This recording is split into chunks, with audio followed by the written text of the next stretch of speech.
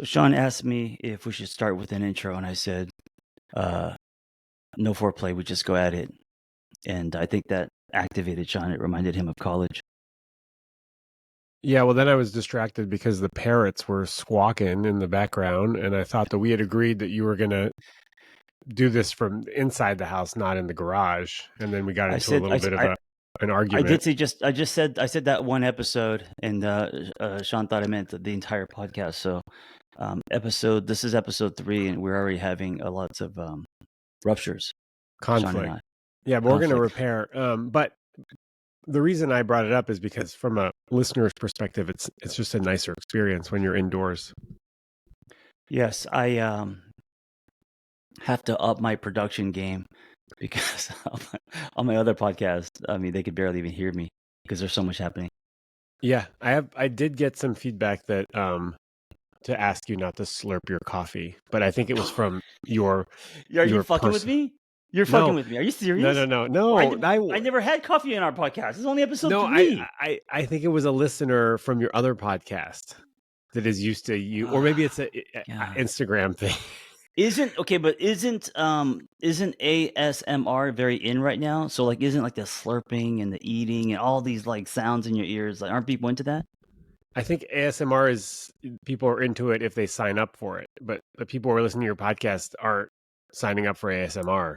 So Vanessa reminded me the reason why my ratings are a 4.6 instead of a 4.9, which we have, is because of the slurping. Yeah, Watch it's this. hard. It's hard to drink. Yeah, exactly. John's moving away from the mic. He's drinking. Sometimes I'll mute the mic. Like if you're talking, then I'll drink. Then There's something about, and I've trained myself, when I'm having a conversation, especially if it's a meaningful one, I have to have something in my hand. I have to have a beverage, usually a hot beverage, and it's become a habit. It's like even when I do sessions, it's just my pacifier, and so to not have it brings me a lot of. I start jittering. What about like a stress ball or something? I need to put something in my mouth, Shaun. Yeah, you have an oral fixation. Yes. So I texted Shaun, and I have a photo of this. I said, "Hey," and this is word for word. Want to line up our first in colors next week? We could do 3. And Shaun texted back in colors, and I texted back fat thumbs in collar. And I said, Shaun, you're smart. You could have put that together. So one of the things that Vanessa and I have had micro fights over is I will text her like, hey, I'm going to the grocery store to get some Mustang because we're out of because we only have ketchup. And she'll respond, Mustang, what are you talking about? And I'm like, you could have put that together. Now, she's not here. If she was here, she would say, no, John, you, because I use audio voice, you would say something like, I'm going to the grocery store, homework, my mom, 10 o'clock, who are you? Or something like that. That's what it felt like when I got that message. I didn't know what you were talking about. In collars and in collars and in color. You couldn't connect the dots with the whole sentence. No, but and I was like, then I asked you if your toddler grabbed the phone. That's right. But then you explained that you use that like speech to text thing, which I never use. I like don't leave typos in messages. Like I fix all that stuff, and you don't. It's just a different way of communicating. Yes, and it's actually very telling of our personalities. Where I mean, if I didn't have an editor, my book would just be one long sentence. So typos everywhere, and I'm just kind of splattering paint. It's kind of how I live my life. Shaun is more polished. Yeah, I don't know. Yeah, maybe. Yeah. And hold on, I'm not done. So then Shaun said, "Hey, listen, you're spelling my name wrong." And I said, "Oh," and I was thinking, wait a minute. So because I have another friend named Shaun, but he spells his name Sean, and then I knew someone else who spelled his name Shawn, and you spell your name Shaun, and I was like, I've never seen a name Shaun spelled like that before. It's like Shaun of the Dead. Is that how it's spelled? Yeah, or Shaun the Sheep. Oh, I don't know, Shaun the Sheep. Oh, well, you might once Logan's old enough. It's a cartoon. It's a sheep. Oh, His name is yeah. Shaun.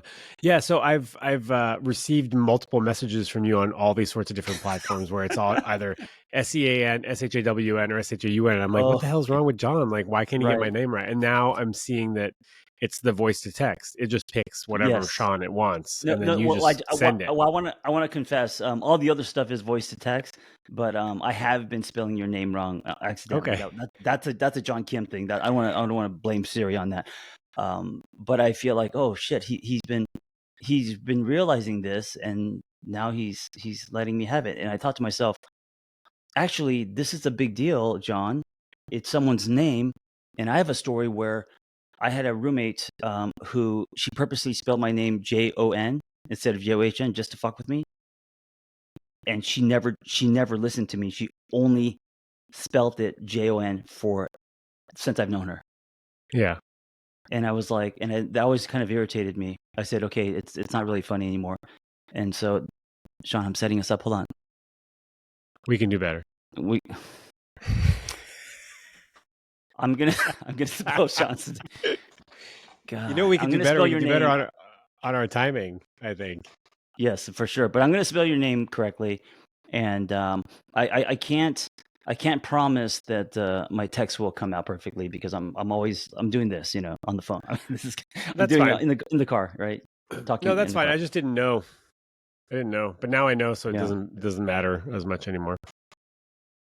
I have an Also, idea. yes. What? I I was going thought to that say, we could. Okay, go ahead. no, you go first because I think I Test interrupted you. test edit this out. No, Tess, don't edit this. Fuck that. Go. I think that we should introduce a term of the day for every episode. Like, I'll introduce a term that's sort of like maybe sex, street kind of stuff, and then you can Yep. introduce a term that's like therapy thing. Okay. Okay. You know, I need to buy some time. So go ahead. term of the episode. Like, I'll teach you something, you teach me something. Wow, that's a lot of pressure just instantly. Teach me something. Well, it's just an idea. We could start it next time. But I have a term for you. I was just curious if you knew what slut strands were. Oh shit, I don't. And now John's always making this a competition. No, it's not a Slut competition. strand? Yes, slut Tell strands. me what is I've never heard that in my life. Where the fuck did you So, get this over the weekend? so no, I mean, I've known about slut strands forever. Slut strands are when you're snowboarding as a woman or someone with long hair, when you have two little strands of hair that come out of your helmet and your goggles. And you have these two strands out of your outfit, and they're called slut strands. That's hilarious. Coming out of the helmet? Yeah. Coming out of the helmet. Could be in mountain biking as well, but mostly in skiing and snowboarding. Why is it called why is slut added to it? I don't know. Yeah, I don't know. Well, it's funny. It kind of it rhymes a little bit. Yeah. I think it's just a Okay. slutty look. It's a slutty look. Okay, let me think of one. So, oh fuck, there was a term. Okay, I'll just think of a generic therapy term, because that to me that is filed under pulp culture. The slut strands. Yeah, totally. It wasn't so much wellness, but I guess it's okay. We can go wider. Yeah, the reason I thought this was fun is because sometimes, like when I brought up size queen, a lot of people had no idea what that was, Yeah, I didn't know what that was actually, either. I got the feedback that people don't know what growers or showers are, and now they Oh, do. that I do. Yeah, So, I love so, it. We're so, introducing new terms. yeah, it's What cool. about Trent? What about projection, which is a pretty. Oh, look at you're disappointed. No. I think it's good. I think it's good because I kind of know what it is, but I don't really understand it that much. It's when oh God, it's when I'm projecting onto you. So let me give you. I'm trying to think of an example. Yeah, we So need like an example. in session, I'm projecting. Well, I mean, a lot of things can be projected, but my say my definitions, my beliefs, my takes, my judgment. So in the room when we're working with clients, there's a projection. So instead of being neutral, the projection makes things biased, right? Or like I'm projecting my. Oh, here's a great. Oh, I got the perfect example. So when I was I'm so excited when I was in therapy. This is one of my first therapists. I said, hey, I think I want to go back to school and become a therapist. And he's like, he was encouraging. And then he was like, what do you like? Why? And what are your goals? And I said, man, if I could just, have an office and and like you wear the colorful socks and just make like $100,000 a year, I'd be so happy. And at the time I was broke, had nothing. And he said to me, you're not going to make $100,000 a year as a therapist. I was like, what? Yeah. He Right. goes, that's impossible. Yeah. And that was him projecting that, he couldn't do that. Right. And so I always remember that. And I remember leaving his therapy room like, why is he telling me what I can and can't do? It's like, is he supposed to support and champion and help me instead of telling me that I can't do something? It was so strange. Yeah. So when your beliefs sort of color the advice or feedback that you give somebody, or just whatever you're bringing to the table is coming from your story, the way that you see the world, your insecurities, right? So all of that, which by the way, we're human, and bringing this kind of back to relationships and stuff, we project with our partners constantly. A lot of shoulds and a lot of the stuff that is ours that we're not aware of, we are putting into the conversation and angling the conversation. Yep. I mean, I guess a good example is that I had a friend over this weekend who has a new dog, and she doesn't or hasn't trained her dog the way I think dogs should be trained. But that's from my perspective of how I train my dog, not what her and her dog needs. Yes. Okay. So cool. Something just to be aware of. Term of the day. Yeah, I love it. I like this. I like this new segment. I had someone post on their Instagram asking if we should retire the term eating out. Hey, by the way, thank you for going back and reviewing input, listening to our community and all of that. I need to do more of that, definitely. But because you're taking suggestions, questions, and some comments from actual people listening to this. So thank you for doing that.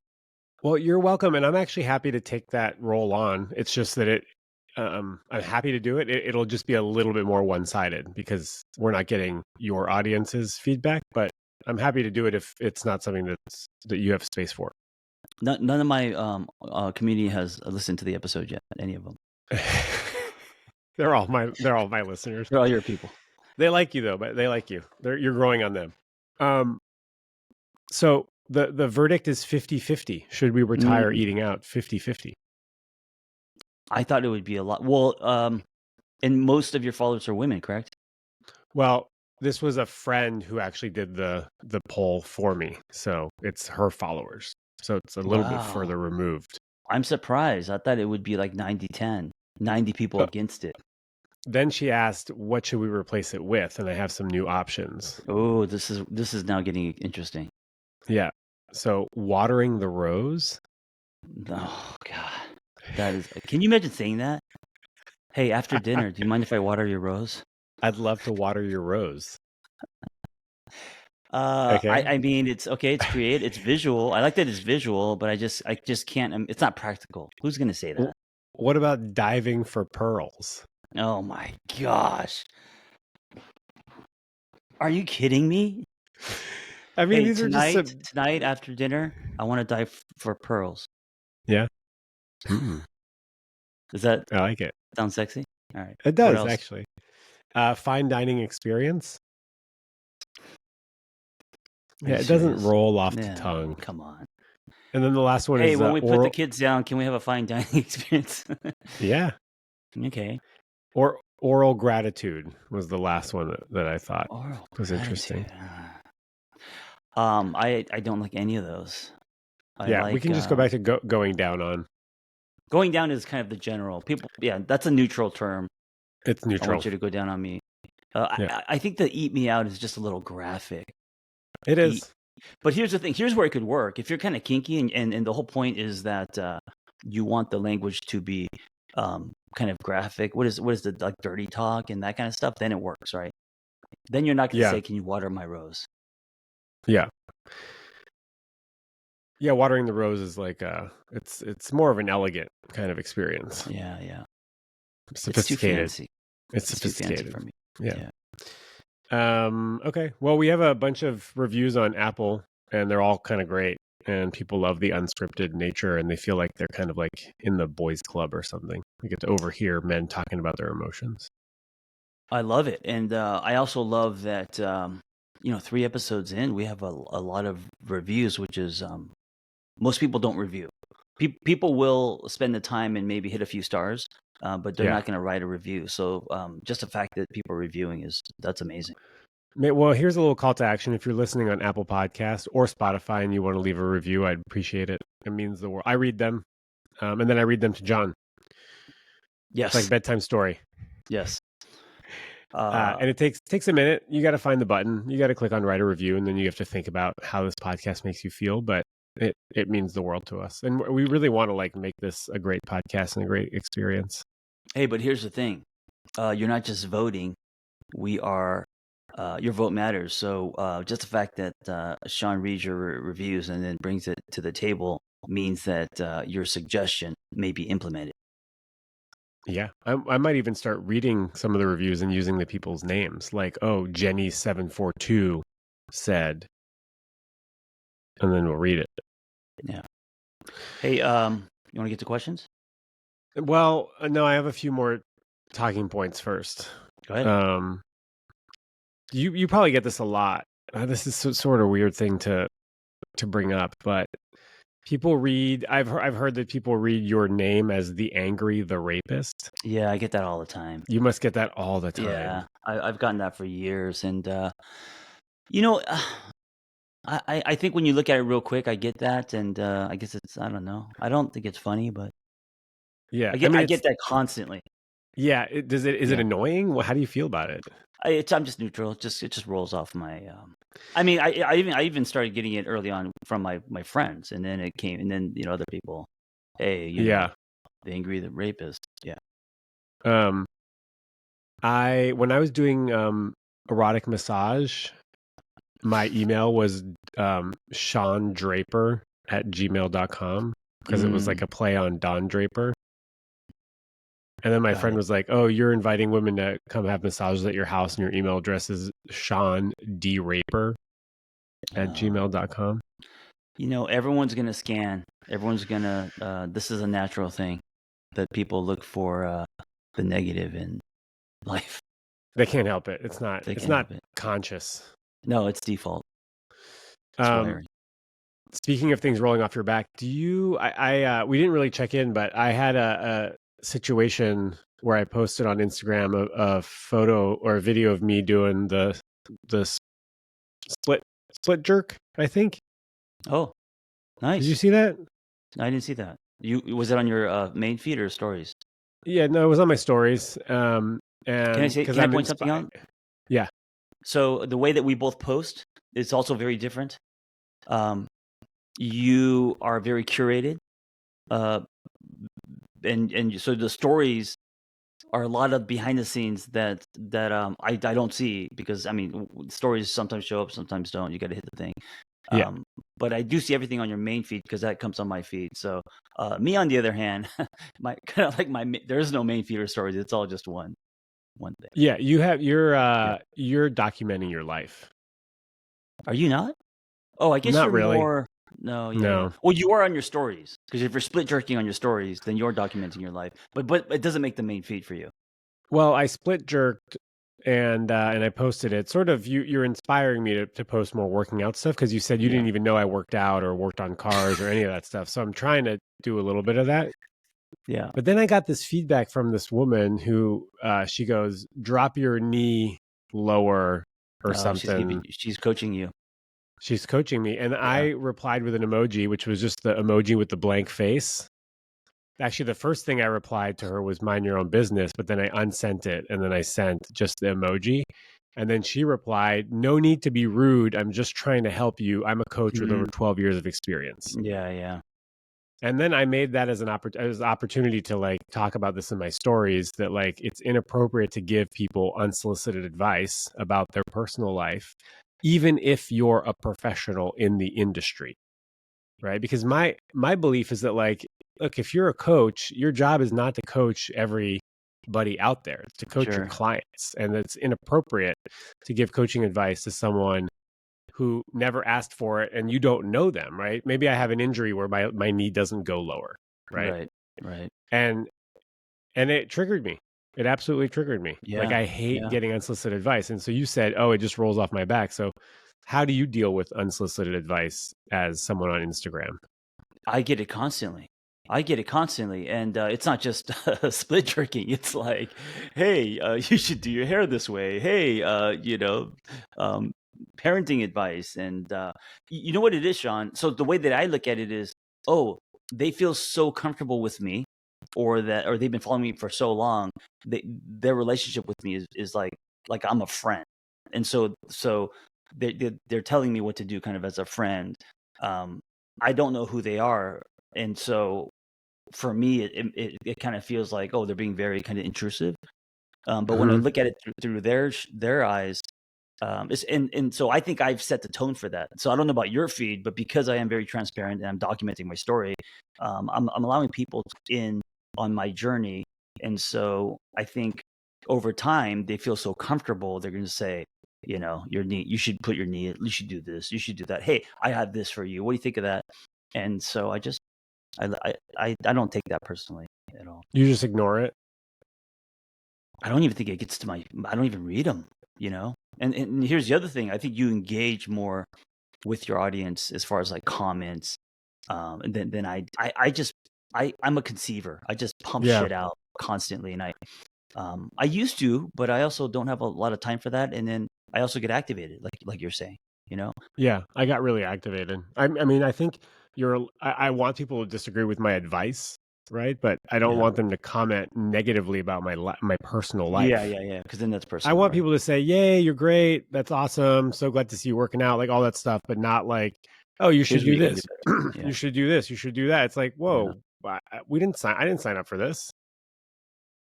I'm not following you because yeah, you're a coach, right?" yeah, And also, the interesting thing is, a lot of people, when I shared that, they go, "Oh man, yeah, mansplaining is the worst." And I was like, "That was a woman. It was a female coach that gave me that yeah, advice." yeah. But there is something about the parasocial relationship, right? People think they know us, and Oh, here's the yeah. interesting part. Vanessa also, your wife, Yes. commented on my split jerk. She said you should do you should do something. You should move your Yeah, she like said instruction. she said you should have a straight or flatter back. Oh my gosh. But Well, with yeah, her, you could actually text her and being like, or so shut the did fuck that up. activate you as well? No, it's my friend. It's my friend, and so it's Mm, totally different when a friend mm. gives you feedback, right? It's just it's a whole different story. I do agree with you. Generally speaking, as humans, we give advice and we say a lot of things when we're not asked. You know, and And yeah, I try to not do that in general. I heard something that like all unsolicited advice is criticism because it Right. It wasn't wasn't. asked for. Yeah. Yeah. Yeah. Yeah, I think it's so funny that Vanessa said something. I mean, obviously she's saying it out of care. Like she sees you're rounded back and she's like, "Oh shit, I don't want him to hurt himself." Well, Um, and I think that's what the other person was doing also, right? yeah, They yeah. they were doing it out of care. Remember I told you real quick. Remember I told you, and this is an extreme version of this, and to prove my point, that I was at a restaurant with my family and some stranger came and hugged me and like held me. Yeah. So that's an example of someone thinking that we're closer than we are and feeling comfortable enough to come sit with me and put her arm around me and do you know what I'm saying? Oh And then yeah, and no, then whisper some that's advice just in my ear weird. or something. Yeah. That, But I understood, like, yeah, of course it's weird, but and I also understood, oh, she has a different relationship with me than I do with her. yeah.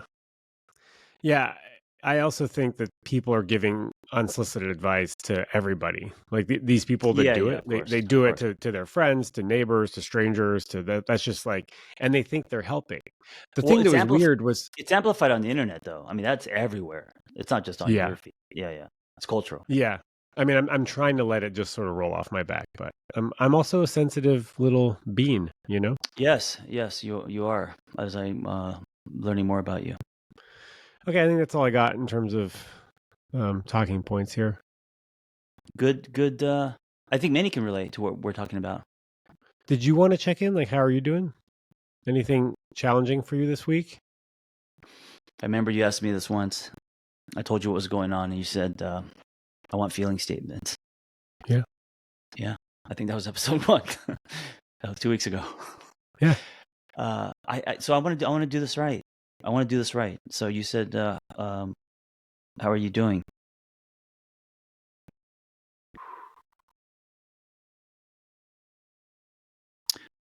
I am feeling. I'm feeling a little bit of hope, and I've been feeling a lot of anxiety from. I mean, my life. I kind of go from project to project, and I've been feeling. What's the word? Kind of monotonous, bored, discouraged. A lot of lower frequency feelings, and usually when I'm in that space, I will run toward. Like many people, like their vices, or like Yeah. eating my feelings, over exercising, and kind of numbing, escaping.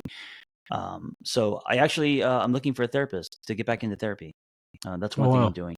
Yeah. And look, I'm the first therapist to admit that um, I'm not seeing a therapist once a week every. I mean, of course I have many therapists, but currently I haven't. There's been a long stretch of time where I haven't seen a therapy, and I admit that. Um, do as I say, do as I say, not as I do. Because I always tell people that therapy isn't something you do when something's wrong. It's like fitness. It's a way of life. It's a lifestyle. I also know it can be expensive, right? So, um, but but now I'm turning the corner. I'm feeling hopeful. I'm feeling excited. I'm creating a lot of spaces for me to be creative. So I'm on my swing back up. I have a question for you. Yes. What were you anxious about? Yeah, it's usually work related, and I think I think we talked about this before. I put too much weight on work and career. So Yeah. like, and my dad used to do this. So my dad would either be the most charismatic, funny, come in the room and you're so happy to see him, that kind of guy. If business was good, if business was bad, he was like we're gonna be on the cognitive We're, distortions. yeah. Uh, We're broke. We're going to be on the street. Yes, we're not gonna make it in America. Pack your bags, kind of thing. And we're like, dude, we had 1 day of poor sales at the chicken shop, at Yeah. Popeye's Chicken. We had a Popeye's Chicken growing up, by the way. Okay. Franchise? Yeah, franchise. we had we could only afford a Pioneer Chicken, right? I mean, the dream was McDonald's, right? As immigrants here, and so we had a little burger shop and saved for 10 years, and we were able to buy a fast food chain that was going out of business named Pioneer Chicken. Pioneer Chicken? Do you remember that? No. Back in the OJ, it was big in the 80s, and it was going down. There was only a few of them. So we managed to buy a Pioneer Chicken in Long Beach. And we had that for a while, and then Popeyes, the corporation, bought them out. And so our Pioneer Chicken turned into Popeyes Chicken. I think that's good for business, right? Dude, fried chicken anytime you wanted in high school. I just had to call mom on her way home. But here's the bad part of it, and a little bit traumatic. So as a Korean American, you work for your parents. Like we Yeah. have a family business and everything's in a pod, and so I had to fucking work there, and so I had to drive to Long Beach from Glendale on the weekends and be at Popeye's Chicken, and I was always embarrassed and I hated it, and it just smelled like I got so sick of the smell, it almost started making me throw up. Yeah. Yeah, that makes sense. Yeah. So financial insecurity. Do you have financial insecurity? No, not financial insecurity. I mean, financially insecure, as in project to project, up and down. But cumulatively, I'm good. But putting weight on the phone to ring or wanting some big project, and then if it doesn't happen, Yeah. allowing that to change your state. Yeah. So like external validation, which to a certain degree is like normal, right? It's like It is normal. we seek Yes. validation from external sources on a regular basis, but we shouldn't place too much importance on it. Well, I wonder also because I grew up in Los Angeles, and not only did I grow up in Los Angeles, but when I was married, she was an actress and I was a screenwriter. So we were like in the hub of entertainment, trying to break in or hop the wall. And I wonder if that kind of wired me. Um, and living in Los Angeles, there's a lot of shiny things here, right? And Yeah. so I don't know anything else.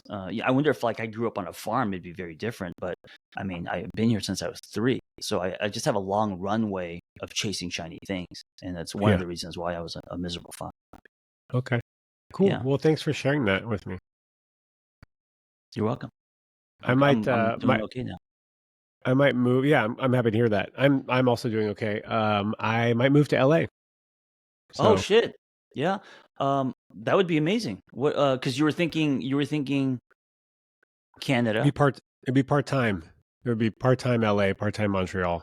Oh, so like it's not really bi-coastal. What do you call that? Because you're not East Coast. It's I mean it's pretty coasty. So what would that look like? Just like how much Montreal time? like yeah, May to October, and LA October to May kind of thing. Nice. Yeah. I love it. I'm excited, selfishly, to It'd be see you in fun. I person. think it'd be fun. I never thought that I would even consider living in LA, but I'll What probably be made there you? in Sorry, the I trip. interrupted. The trip when I came to visit. Mm, That 5 days, that week was like so good and juicy and full of productivity, and if I want to work on a TV project, feels like the right place to be to move that yeah, forward. yeah.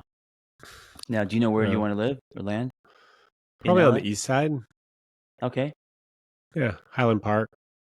What if you knock on my door one day and you're like, "Hey, John, I'm renting the house next door." And I'm like, "Okay, this is getting a little." That'd be cool. It would be cool. Sorry. It probably wouldn't be the house. It'd probably be like the garage or something. No, that's not true. Hey, you could move into my garage Yeah, and hang out with the parrots. too many parrots. All Cool. right. That's Some feedback I got actually was that we too much banter, not enough questions, and I told the guy to go Oh, fuck himself. it's actually happening right now in real time. Yeah, no, but I think it's fine. I think it's fine. I think if they want Q&A, only Q&A, go somewhere else or fast forward to halfway through the episode.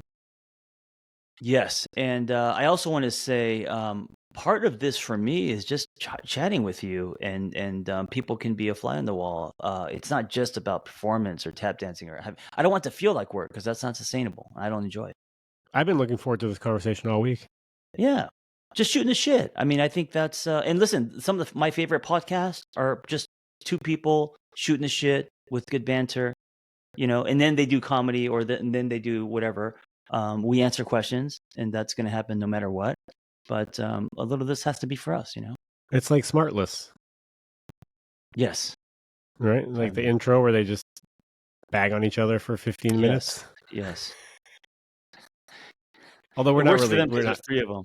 Yeah, it's only yeah, 2 we're of also us. not bagging on each other. No, we're All too right. sensitive for that. We wouldn't be able to take it. Yeah. We're snags. Slut strands. Nice. Do you know what a snag is? No, I don't know what it is. Slut strands could Snag. have been our title for this podcast too. Yeah, Sorry. yeah. It still can be. Snag is a sensitive new age guy. Snag. Oh, I had no idea. I should have saved that one What for next week. a sensitive new. Do you know what a zaddy is? Not a daddy, but a zaddy. No. It's like next level daddy. It's like if you're super successful and attractive, but you're older. You're not a daddy anymore. You're a zaddy. It's like better than a daddy? Yeah. It's like premium daddy. Wow. Okay. My friend Zach calls himself Zaddy, but now That's where you got it. That's where you got it probably. He wow. knows that. He's calling himself that. Yeah. Thank you. You don't have a kid, but you're a zaddy. I think I'm just a daddy. You're not even a daddy yet. You don't have a kid. No, I'm not even a daddy. I'm a plant dad. You have an animal. I'm a dog dad. Yeah. Yeah. I found a T-shirt at the thrift store this week, and it said "Girl Mom" on it, and I really wanted to buy it. Oh, that's funny. I'd wear that. Right? That's what I thought. Yeah. And then I had a few friends, women, that were like, "No, you can't pull that off." You know who could pull it off? If you don't care. If you don't care if you can pull it off or not, then you can pull it off. Yeah, Would you if you had a child, would you want a boy or girl, or would it matter? I want girls. Yeah, me too. I want I had this feeling that I always have a daughter, and that's what happened. I want at least a daughter, but if not two. Wow. Well, start with one, and then let me know how Yeah, you feel I think about it's it. because I just want someone to like adore me like that, you know, Oh, you like want to be a love. surrounded by female energy, Yeah, adoration, yeah, I think instead so. of being the target of Hot Wheels thrown in your face. Yeah, absolutely. But it's Barbies Yeah. instead. Yeah. All right. Can I ask the first question? Sure. Why do I fall in love with assholes? Uh, Maybe your dad was an asshole, and so Mm, it's you trying to recreate this unhealthy family dynamic and change the story. That's one like kind of knee jerk answer. The other is that maybe you don't think that you deserve anything better than an asshole. Is that the second I was sort gonna of say, answer? yeah, sure. Yep. And then the third is that an asshole will never fully open up to you in a way that is intimate and vulnerable and emotionally Mm, challenging. So it'll always interesting. stay like dramatic and angry and Yeah. surface level. You're never going to go and touch those really tender spots that a loving, intimate relationship can provide you. Also, I gotta say, especially in our early years, assholes are exciting. There's a Yeah, ride involved. Assholes come with lots of up and downs. I think when we're younger, I call it young love, impulsivity, right? An asshole, unpredictability, inconsistency can all translate into hot. And exciting. yes, and this is why a lot of women don't want to be with what do they call them? The good guys or the Snags. nice guy? Snags. They don't want to be with snags because they define that as boring. And then later, after they've dated many assholes, they come back full circle, and then assholes start to repel them, and then they want snags. Yeah, and there are also some people who like if they date an asshole and someone mistreats them, they're out immediately, right? And they are looking for a nice guy because I think they had healthy role models growing up and they saw what healthy love looks like, Yeah, and that's what they're actually looking for. most of us have not had um, healthy role models growing up. I I think. agree. I agree. I mean, starting with our parents. Um, Yeah, hey, can I insert something real quick? Speaking of sure. dads, I listened to your voicemail to your dad thing you Oh, did. cool. That was so amazing, and I was in my car listening to it. It's funny because here's all the differences. So Shaun had an amazing relationship with his dad. Um, my dad, I don't know if it was amazing, but definitely didn't know him well. I was sending my dad the voicemail. Shaun's doing voicemails to his dad. Both of our dads have passed, Yeah. and I thought it was. I thought you were so authentic. It didn't sound like you were. Uh, it really sounded like you were giving people an opportunity to listen to you actually doing it, not you coming up with like a concept and trying to be someone or trying to say something that you think you should have said to help other people. Yeah, so I have this micro podcast called Voicemails to Dad. When I went on Vipassana, the 10-day silent Hmm. meditation retreat, I had this sort of epiphany that I don't have a connection with my father anymore. And I started talking to him a little bit. And then I had this idea of like, oh, I'm going to leave him voicemails, you know? And so I record those Yeah, voicemails and I don't want them to sound like, oh, okay, I'm like letting people in on a little bit on my relationship with my dad. I really want them to be like me talking to him. And so when I record them, I usually pull up photos of him beforehand and hmm sort of like just spend some time thinking about him and looking at him. And then I just like talk to him and I record it into yeah, a voice note. yeah. Um, and it's for Substack subscribers, but the first one is free. And then actually half of every uh, episode is free too. It's just paywalled after the second half. But the first one's free, and that's the one that we put up on Instagram that you heard. Mm. And it's It was very yeah it was heartfelt, man. I enjoyed it. I thought it was really yeah. cool. Thanks. A lot of the feedback was like, holy shit, I couldn't get through this without crying. And Yeah. it touched people a lot. And also, I think it's inspired people to talk to their parents more, whether they're dead or alive. I think the concept's cool. Voicemail to your dad, voicemail to exes, voicemail to, Yeah. all different Well, people. thanks for the feedback, man. I mean, that means a lot to me. Yeah. All right. Your turn. When is the best time to disclose a herpes status? Oh, we were talking about herpes a few episodes ago. Yeah. So it's funny. I had who did I? Oh, one of my exes, because I felt the pressure of trying to be responsible. We were long distance. It was early on. We had already gotten together and made out and stuff. And I thought, okay, now's the time that I tell her that I have I have herpes on the mouth. Once every 2 years it comes out, right? So it's totally controlled. I also take the pill when I feel the tingling, so it rarely surfaces, but I feel like I should tell her anyway. So I tell her this, and just coincidentally, right after I say it, she loses reception. I didn't know that she lost reception. So I say this, and I don't hear it. I just hear dial tone. I'm like, hello? I was like, and then I started backpedaling. Everyone has herpes, and it only comes out once every 2 years. It's not that big of a deal. Nothing. Silence. Dial tone. Dude, for like 3 minutes, there was nothing. And then she came back and she's like, sorry, John, I lost you. I lost reception. What did you say? That's hilarious. I was like, I just confessed that I had herpes and you fucking dial toned me.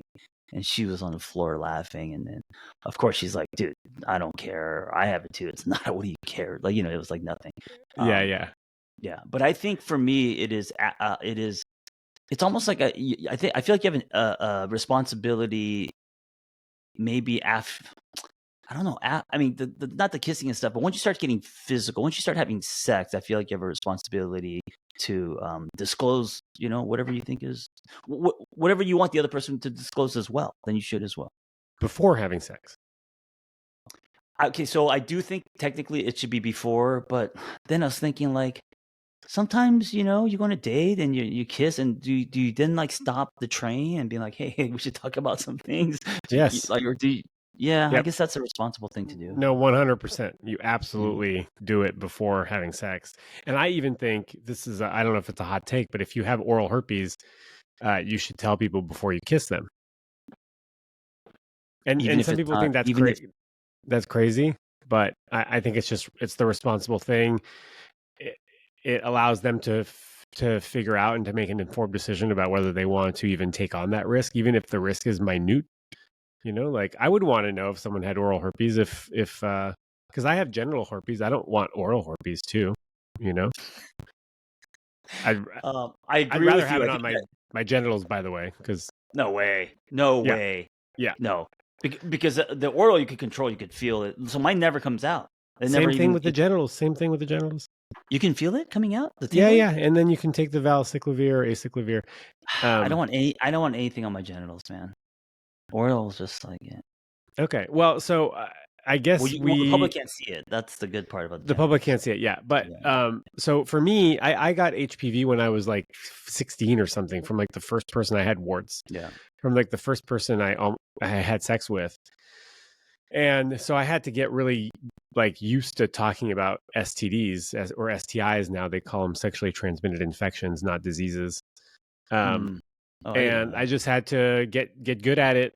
Because the times when I didn't do it, I felt really bad about it and had to eventually come clean. This is like when I was like 17 or 18, and I didn't really know any better. But so now before having sex, before getting naked, I'll stop the action. I'll stop the train and say, hey, this seems like a really... You will do that. That's impressive. Every time. So look, I agree that that's the right thing to do. Right? Do I practice that? No.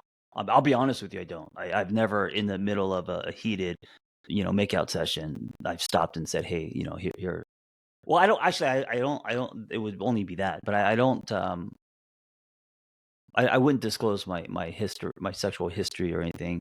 I don't know. I feel like it would stop. Then from there, it's like, all right, let's go get pizza.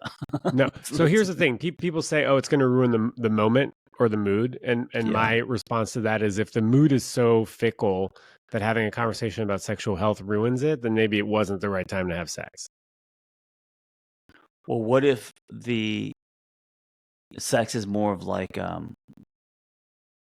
two people colliding at a bar or club, and it's just going to be for that night? I mean, I guess you still need to be responsible as well. Yeah. Yeah. Wait. So you're saying it's okay to like potentially Hit transmit and an run. STI?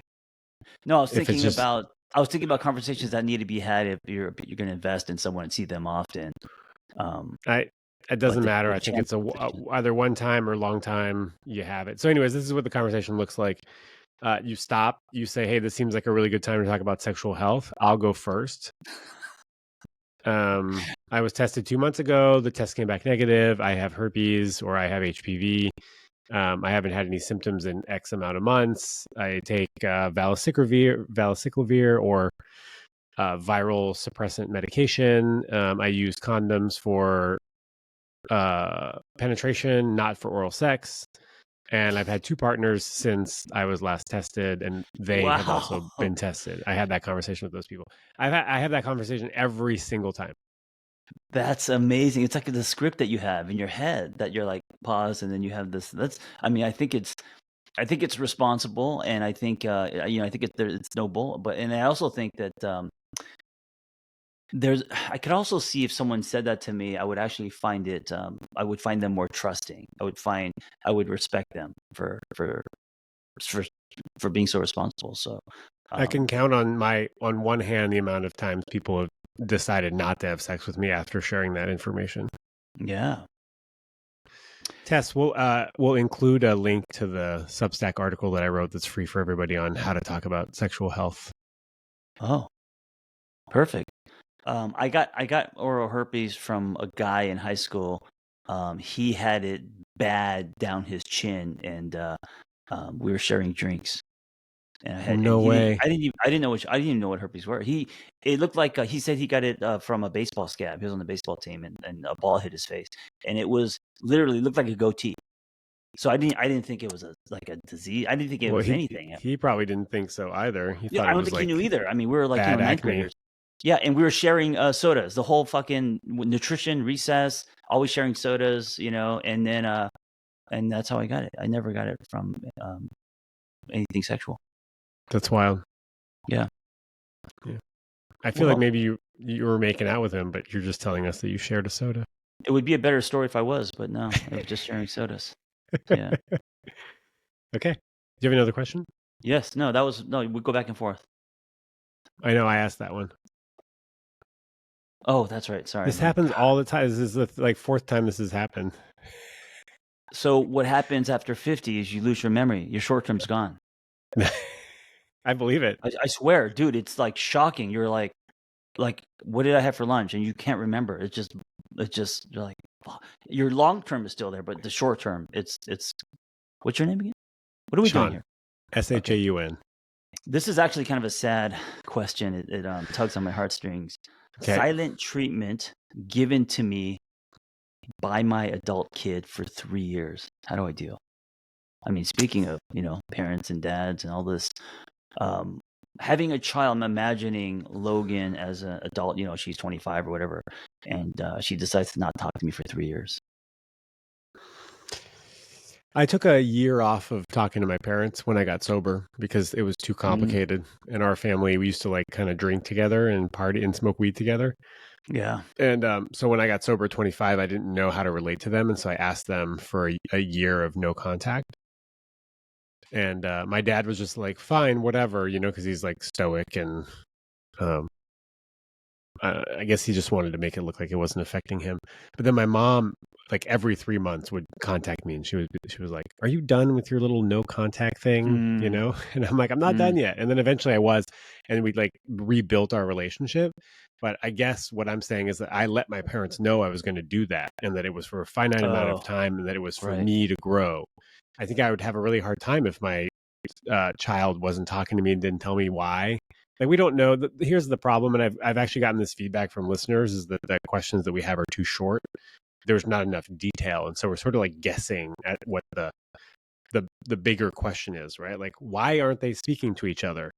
We don't know that, right? Like maybe this person is a bad parent and has treated their child in very unhealthy, toxic ways. And this is what the child needs to do to recover and to take care of themselves, right? When we have, and it may happen next week, in colors, callers, Yeah.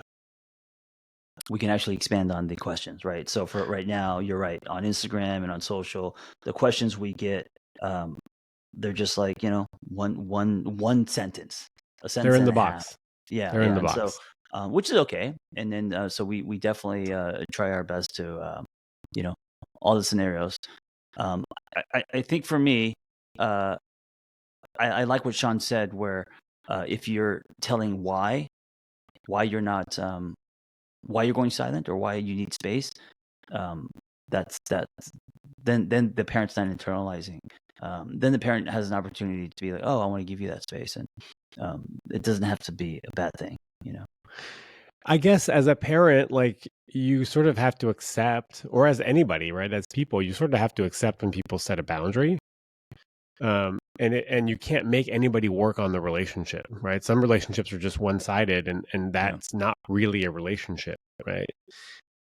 But all you can do is say, hey, I am willing to listen and or work on this with you if and when you're ever open to it, Yeah. right? So that they know that they're open. But there's nothing you can do besides that. You can't force anybody to want to work with you or to want to go deeper or to want to fix the past. Like that's just the way it is. Hmm. So as long as you let them know that you're available for it, then you sort of have to just accept the situation as being really sad and hurtful. If you don't explain what you're doing and why, it's actually a form of stonewalling, right? Just to go silent or to not Yeah. speak to someone, whether it's for a week or 3 years. And it doesn't matter who the person is. It could be your parent, your partner, your friend. Um, yeah, you're you're stonewalling. It's that's really hard on the receiving end because we can think there's something wrong with us. The whole idea of not knowing is the most difficult part. If we have an answer or an explanation, it's so much easier. Yeah, that's why ghosting really like throws people for a loop Yeah. because Yeah. So, I there's mean, no back to the closure. question, like, how do you deal as a parent? I would respect my child's decision, but also, I would ask for an explanation. Are you going through some? Can I just say why? And then it's up to your child and the relationship you guys have. If your child tells you why, then you have something um, to, like, help you, right? Instead of just thinking your child hates Yeah, cool. I got one last one, but I'm going to you. give Yeah, you the option. Do you want a sad one or sort of like a fun fun. intro? Let's Yeah, end on a happy note. Yeah. I know. Okay, so why does my ex watch my stories even though he's in a relationship? Well, just because someone watches your stories or follows you, it doesn't mean that they want to get back together with you. And also, the person may watch your story today or maybe for a week, but doesn't mean that they're going to watch your story for the rest of your life. Maybe they're just peeking in. I wrote this whole thing about, like, I put on my Instagram page, "Dear X, if you're reading this," and then I wrote a lot about acceptance and blah blah blah, and all the apologies I need to give and all that. But um, I don't think it's a bad thing that you peep into your ex's story to see how they're doing or what they're up to. I know a lot of people, they draw such a hard line with that, and they're like, "Oh my God, you looked at your ex, and that's it's so disrespectful to me." And um, I don't. Are you DMing and wanting to go out with your ex? Are you setting up dates, or are you just like seeing how they're doing? They're people you care Yeah, about. I agree. I think there's some element of just like wanting to see what they're up to, some like just Yeah, curiosity. yeah. I think there's also some fantasy element there of like, ooh, it'd be fun to have sex with them again, but I'm just actually thinking about it, not that I would ever go through with it. So again, sort of like scratching Yeah. the itch, a bit of a like curiosity So some people thing. hearing that from you will be like, "No, that's a hard no. You shouldn't be thinking sexually about your ex." Yeah, I don't care. I think It's that's like, stupid. I mean, we're human. What do you do if you do? Then do you judge yourself and They're think that you're fantasies. You can't. Right. Don't get mad at me for having a fantasy that I'm not acting on, that I'm like actively not doing anything about, and just like Yeah. accepting as a fantasy. Like our brains generate 80,000 thoughts a day, most of them garbage, and that might include wanting to sleep with your ex as well. We're Yes. not our thoughts; we are our Yeah. actions. Yeah.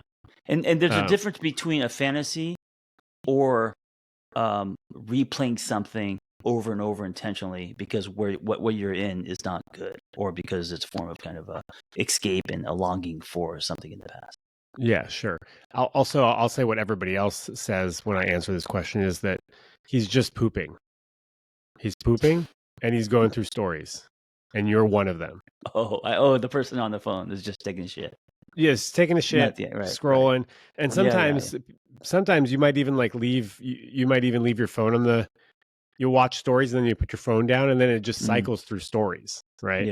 Yeah. So maybe your ex isn't even watching your story. And here's the question: why are you even giving them access to your Instagram? Why are they a follower if they are your ex and you don't want them to be, right? Like, why do we give access to people after a relationship has ended? I don't block my exes, I but don't I block them also either. I know they don't follow me either. So I might remove them as a follower. I mean, I was blocked by my most recent ex, but I think she was just like, I don't want to see your stuff anymore. And I go, that's fine. yeah, And so she blocked me. yeah. I also don't follow my exes. So, but if I was going through who looked at my stories and I saw that my ex did, I wouldn't think anything of it. I would just think that she was curious to see what was up with me, or what, like I wouldn't think that she wanted me back or anything. Also, I've never looked at who watches my stories. I mean, of course, we have larger accounts, but even when I had a few thousand followers, I never looked at who watches my stories. I just like don't care. I think that's a bad feature. It's such a kind of creepy allowance of people to have distorted thoughts because they start looking at, oh my God, who's following me? And then they jump to conclusions like you said, the person's taking a shit, not masturbating to your story. Well, it's bad for us, but it's good for Instagram. So they're going Well, to it's leave all it in. data. It's all data. And I'm surprised as someone who loves data and feedback is not also going through your stories, seeing who's looking. I read all the comments in the DMs. Yeah. I'm All addicted the to it. DMs? You have time to read all the DMs, every single one. Every single one. No, I don't believe that. I'm serious. I don't believe that. Even all because you also get spammed. You also get. I don't get a lot of spam, but I look at all the message requests and I even go to the hidden request folder. Jesus. I don't have a kid or like 7 jobs like you. Dude, I don't. I have maybe 4 or 5 DMs that I will, if it's on the top and it's someone I know. I have thousands that have never been. I can't. I mean, I can't even. I barely get to the I don't even look at the comments unless someone texts me and says, "John, go read your comments. Something funny is happening," or whatever. Yeah. Other than that, I don't know. Well, I noticed you took. I don't know if this is new or something, but you turned your DMs off in your stories. Is that new? That's new, right? No, did I? Maybe it's an accident. I don't know. Yeah, you can't DM you out from a story anymore. I think I noticed that in the last week or something. Oh shit! I had no idea I did that. Okay. I attached something that automatically DMs people, and maybe it fucked with it. There's something where what? ManyChat? Are you using ManyChat? There's some. I'm sure a bunch of platforms, but if you DM me, you'll get an auto message from me saying like, "Hey, check out my podcast" or something, and maybe that plays with something, and it doesn't let you DM me. Yeah. Okay. Cool. Hey, listen, if you're gonna DM me, then go to my DM. Don't be lazy about it, and you don't have to do it through my stories. You could DM me through my DM. Right. Yeah. Go straight to John at the angry the rapist on Instagram. Don Draper. Hey, just want to let you know, Shaun is spelled Shaun, like kind of like a leprechaun, Shaun, not Sean, not Shawn, and I am John with an H, John not with an Jon. H. Yes. Yeah. And this has been. We can do better. Hey, I think now we should never sync that up because it's going to ruin the. That's so funny though. My friend was like, "Oh yeah, you should definitely do it. It's really good." Do what? Sync it up? Yeah. So this has been. We can do better. Can do better. Oh my gosh, we're horrible. Dude. We'll keep working on it. We'll keep working on it. Maybe in person it'll be better, but yeah, it's not really working online. Okay. Hey everyone, thank you for listening, and keep the questions coming. Yeah, and leave a review. And thanks a lot. Have a beautiful week. Yeah, be well. Bye.